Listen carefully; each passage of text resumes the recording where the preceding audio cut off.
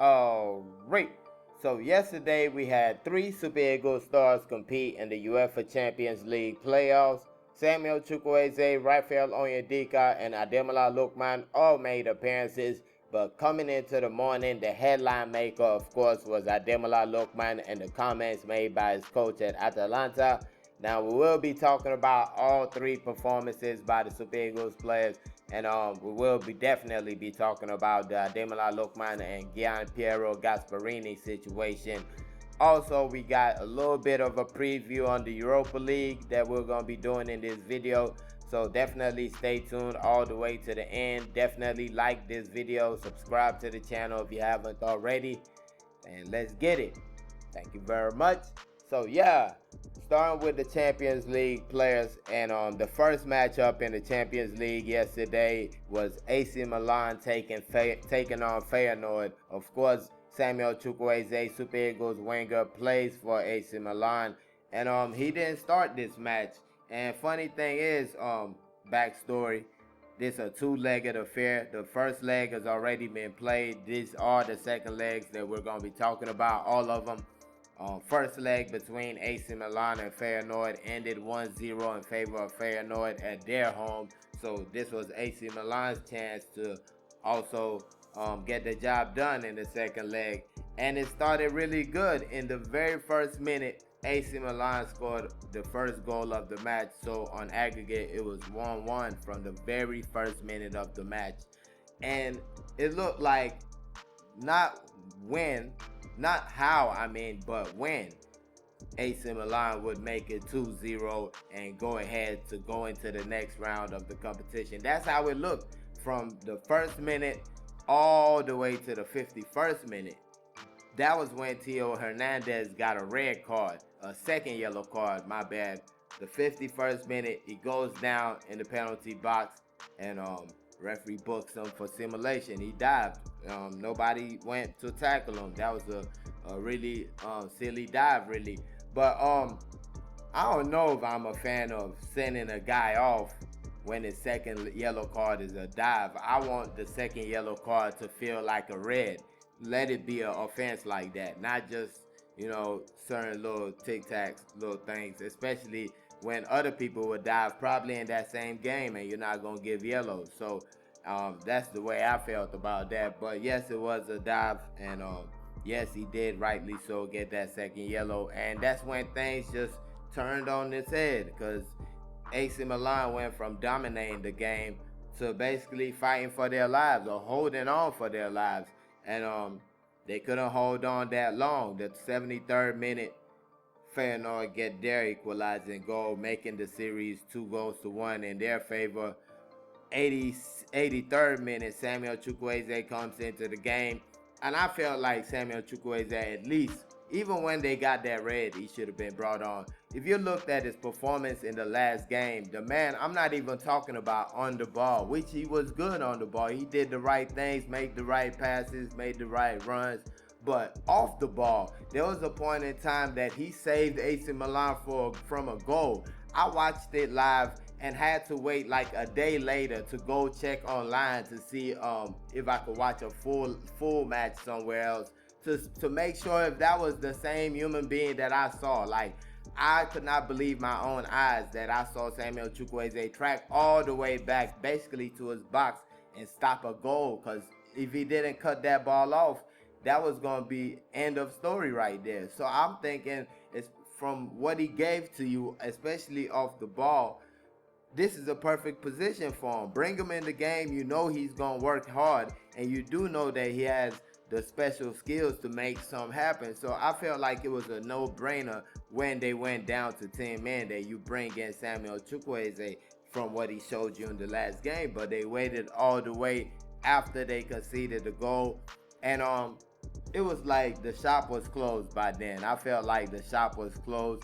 Feyenoord basically held them off all the way to the end, and now AC Milan is not in the competition anymore. They're out. Feyenoord go on to the next round, and that's just the way it is. I feel like it was deserved for Feyenoord. Kind of lucky, of course. You got that red card out of nowhere, so that's kind of lucky. But outside of that, I don't know. I felt like it was deserved. They played well. Once they got that little help, it was all she wrote. They locked up and nothing could be done. That was that. I felt like AC Milan might have gotten some positions, but they look too much for self. They're trying to make themselves look good instead of playing as a team. This has been the same story ever since Samuel Chukwueze joined the club. So I don't know what to say about that situation right there. But moving on to the big matchup, the 9 o'clock matchup in 9 o'clock in Nigeria, I guess. Big matchup. We had two Super Eagles players going toe to toe. Well, up to like a couple days before the game, I don't think anybody thought we would have two Super Eagles players going toe to toe because Ademola Lookman had been out for a whole month, just about trying to get back into fitness. He picked up an injury just like a month ago, and even when the reports were coming out, it was kind of like later in the month, like way later in the month that he was supposed to come back. So I kind of felt like he might have, forced it a little bit to get in there to play in this second leg. And the second leg could not have gone any worse. First leg ended 2-1 in favor of Club Brugge. That was played in Belgium, so of course second leg in Italy. And like I said, it couldn't have got off any worse. Third minute of the game, you go down 1-0, 27, you go down 2, and the third minute of added time in the first half, you go down 3. By the way, Raphael Onyedika picked up a rare yellow card in the first half of the matchup. So coming into the second half, of course, you're going to throw all your cards on the table. You bring in Ademola Lookman, and in the very same minute you bring him in, he scores a goal. 46th minute of the match, Zappacosta gives him the pass, one-touch finish, just like the AFCON against Cameroon. Second goal, puts it in the back of the net, a little smoother than that second goal this one was. Then you get to the big moment. 61st minute, the penalty miss. The backstory is players fouled. I believe it was Cuadrado. He pulled down in the box. They get a penalty. Ademola Lookman grabs the penalty. And I'm like, okay. I mean, I don't think anybody felt any type of way when Ademola Lookman grabbed that penalty because that's Ademola Lookman and this is Atalanta. It's not like he went to Real Madrid and grabbed the penalty. This is his club. So he grabs the penalty. Of course, everybody knows the story by now. He missed the penalty. Pretty not the best penalty in the world, let's just say. That's one of those penalties that would look good if the goalkeeper went the wrong way. But when they go the right way, it's like a easy save. Atalanta, they tried and tried, but I felt like Club Brugge kind of locked it up after that. There was none. Like, Lookman had a number of shots that he took in the box, and it was straight to feet. They were blocking everything. I mean, when you're in that position, I felt like Club Brugge, you got to give them a lot of the credit. And that was one of the reasons I wasn't too happy about the comments made by Gasperini, the Atalanta coach, because that kind of takes away from the brilliance of what we saw from Club Brugge on the day. Because now you're making the issue about you and your star player instead of giving credit to the team that had y'all all the way messed up in the head. 3 goals in the first half. You score 1 in the second, and once you think there's something to go with, they shut that down. So, I mean, they deserve a lot of credit. Of course, Raphael Onyedika, Super Eagles midfielder, plays for Club Brugge. He was on the pitch for the whole 90 minutes for Club Brugge, and I felt like he had a good performance. Did pick up a yellow card in the 36th minute of the match, but apart from that, I felt like it was good. Of course, the moments when Lookman scored and all the way to the missed penalty, those were some crazy moments for Club Brugge. They were all over the place, but they did get it together and finished the match pretty calmly, and he was a big part of that. So you got to give him credit for that. But then, of course, we get to the moment. Gian Piero Gasperini, after the match, post-match interview, he was asked about the penalty, and normally when coaches are asked about stuff like this, they kind of say like, It's just the way it is. You know, you win, you make some, you miss some. He's our best player. We'll live with it. You know, things like that. You know, just take away from the hurt of what your best player is going through. Protect your player, basically, what I'm saying. That's not the approach the head coach took. And honestly, I think most people, when they first saw the comments made by the coach, you probably thought it was from a troll account, like one of those accounts that just make jokes about things after games. So you just thinking, that's what I'm thinking. I'm thinking it was from a troll account. Because now you got with AI, they can have a manager talking crap, like basically saying what they want them to say, and you thinking it's real, but it's really AI. So I'm thinking it was just one of those type situations. But really was the comment made by the coach, and what was the comment made by the coach? It was actually posted by Fabrizio late last night. So he said, Ademola Lookman is one of the worst penalty takers I've ever seen. He wanted to take the penalty after scoring a goal. He took the ball despite Retegui and De Ketelare available to take it. I didn't like what Lookman did. So basically it seems like the coach is throwing him under the bus, however you want to cut it. This a player, of course, just won you probably the biggest trophy of your career, the Europa League. He's also leading the team in goals, leading the team to where you're at right now. You probably would not be in the position that you're in right now without Ademola Lookman. And in a time like this, when the team is basically mourning a big loss, you don't want to single out any player, let alone a player that has done so much for your team. Especially when you look at the situation. You had a whole first leg without Ademola Lookman. You lost that one. You had a whole first half without Ademola Lookman in the second leg, and you lost that one by 3-0. There's something clearly going wrong that doesn't have to do with Ademola Lookman. There's something clearly going wrong at the back that you keep on conceding these goals. These are 5 goals in 2 matches. I feel like the coach is just being human here. He is deflecting, trying to put other people under the microscope instead of himself. It was a big fail. It was a big fail. Everybody expected Atalanta to get past Club Brugge and even go far in this competition. So a loss like this definitely hurts the heart if you're Atalanta and Gasperini. But that being said, Ademola Lookman also had his say on the situation. He made a statement not too long ago. This was on his Instagram story, and you could go through it, but I feel like the biggest part was the second sentence in the 4th paragraph, where he goes, during the match, the designated penalty taker instructed me to take the penalty. And maybe the coach didn't ask the designated penalty taker what happened after the match. Maybe he didn't have time to ask him, but that's kind of messed up that the coach threw him under the bus with wrong information. He didn't even know what went down.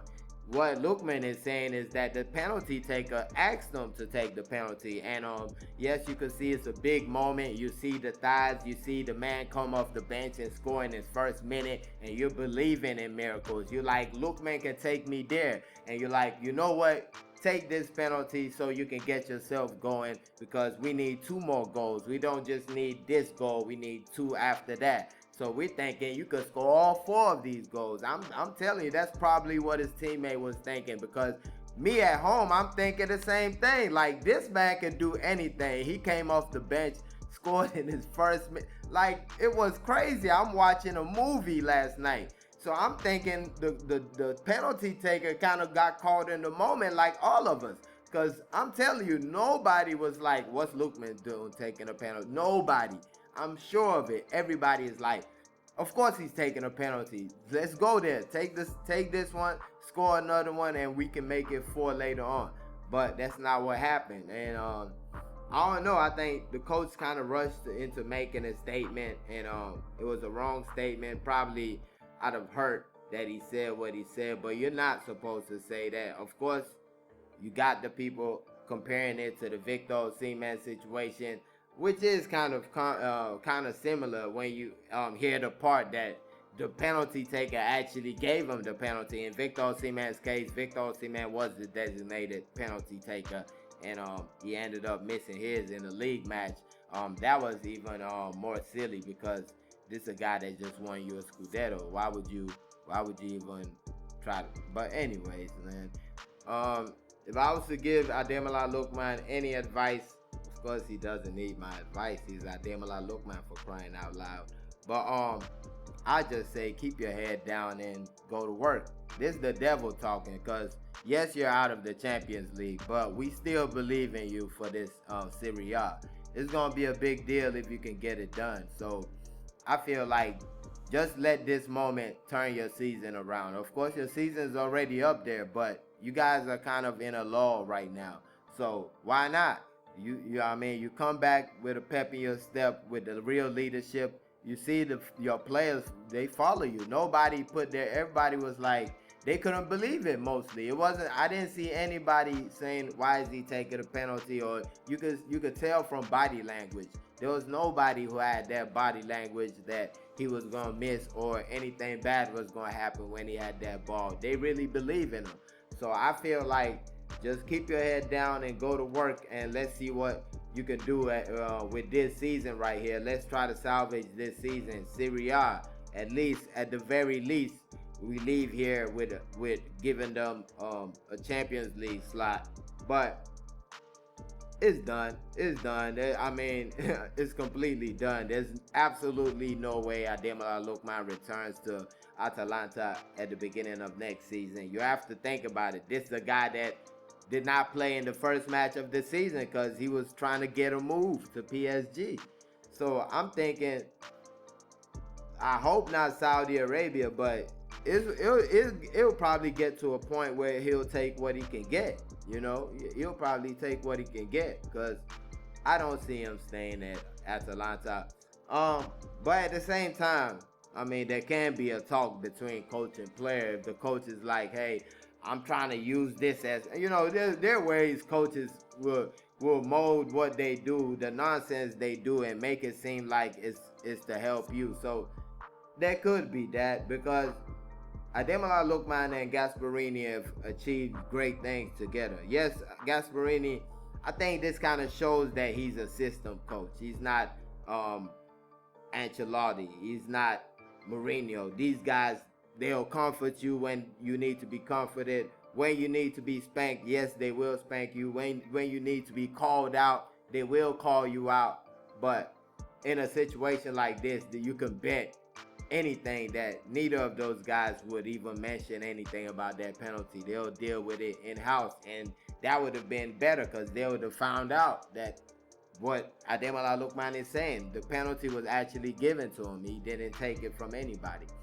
So I think that's just it. Gasperini kind of is assistant system manager. He's had some pretty good players. Ilicic, remember Ilicic, the season they went to the Champions League semifinals.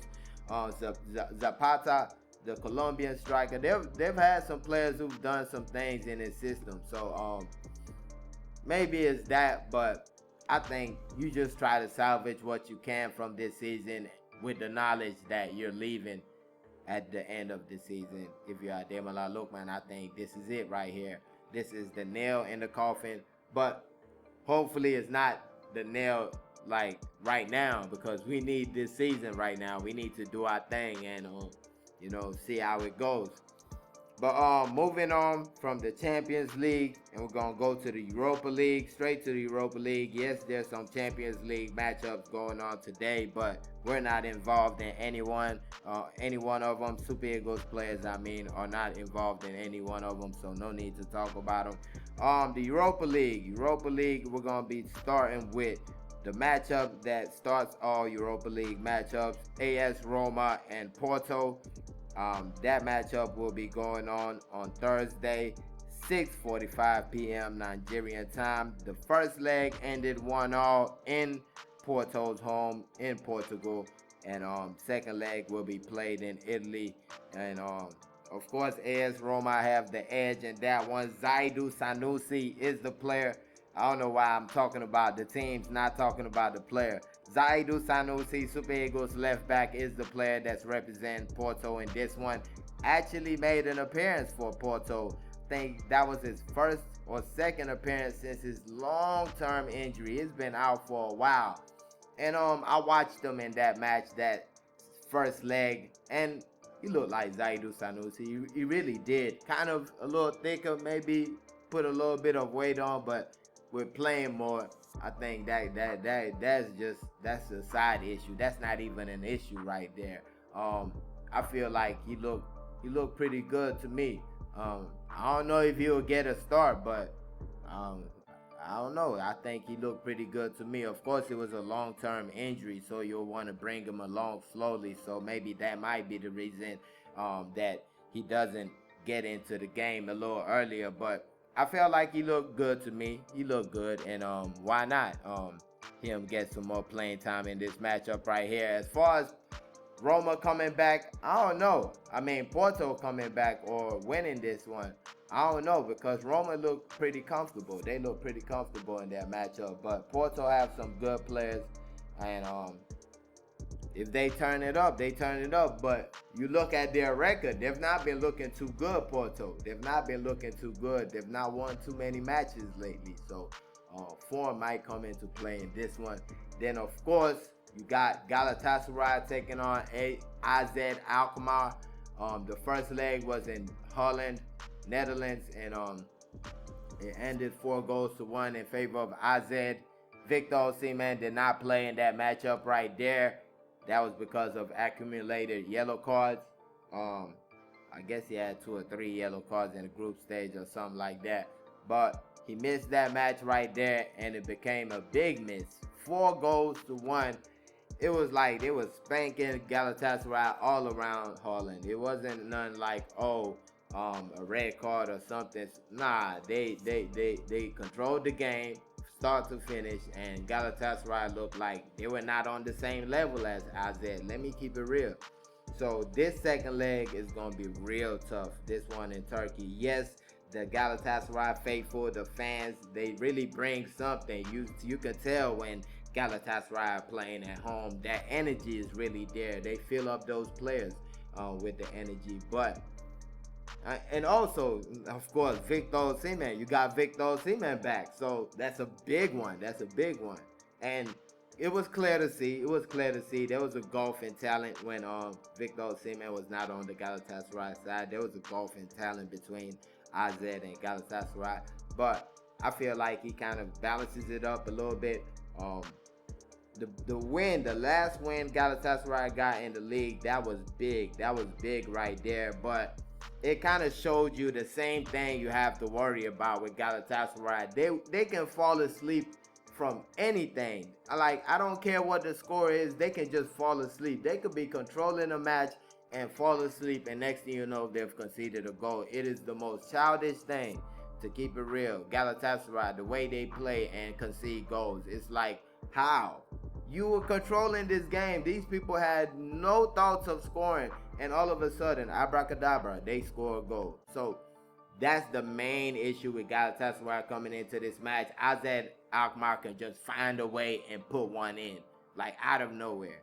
And that's one thing. If they can control that, if they can be solid at the back, which they are, but if they can be just focused for the whole 90 minutes, the full 90 minutes, not 87, not 85, 90 minutes, I think they have enough going forward that they can find a way. You got Victor Osimhen. He can score scrappy goals. You got players on the wing that can do some things, even though I feel like losing Ziyech was really bad, because they have those two Turkish boys, Yilmaz and Yunus, and I forgot the other guy's name, but two real good players.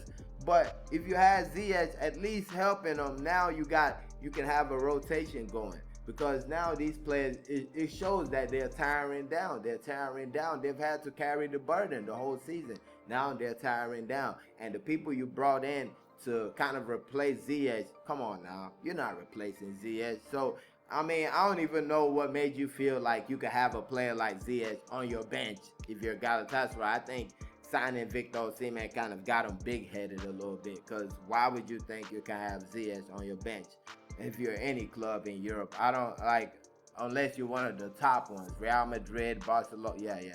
But Ziyech is not sitting on the bench in Galatasaray. But let's go into the match. I feel like Victor Osimhen can do something, but will it be enough? I don't know. It will have to be one of his best matches ever to get Galatasaray into this next round. I think it will have to be like one of those matches that go down in history if he can get them to win this match right here. He has to do it with leadership and the goals, and tracking back to help him defend. He has to do everything. It has to be an outer-worldly effort to get this job done. But Victor Osimhen, he can do it. He's that man. So let's see how it goes.